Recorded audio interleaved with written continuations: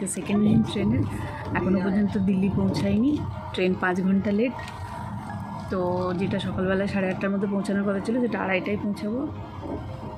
আরেকটা হচ্ছে এখন বাঁদরের মতন ওপরে বসে রয়েছি, এখানে কেউ কারোর সাথে কথা বলার নেই এবং মনে হচ্ছে ঠিক চিড়িয়াখানা। দেখাচ্ছি তোমাদেরকে, চল। এই যে দেখো, বগিতে প্রত্যেকটা পর্দার আড়ালে একটা জন্তু, একটা নয় 2-3টে করে রয়েছে, না 2-3টে নয় 2টো করে। এই যে এটাতে বাবা আর মেয়ে। এখন বাইরে দিনবেলায় এই 9:30-10টা হবে, কিন্তু দেখো চারিদিকে কীরকম অন্ধকার অন্ধকার ভাব। আর ওই যে খাবার দিয়ে গেল, ও প্রত্যেকটা প্রাণীকেই দিয়ে যাচ্ছে প্রত্যেকটা খাঁচাতে। আর ট্রেনের খাবার এত বিখ্যাত যে এই যে একটা পোহা নিয়ে আমরা 3জন মিলে ঠেলাঠেলি করছি। এ বলছে তুমি খাও, ও বলছে তুমি খাও। 2-4 চামচের বেশি কেউই খেতে পারছি না। সকালের কিছু খাওয়ার সাথে আছে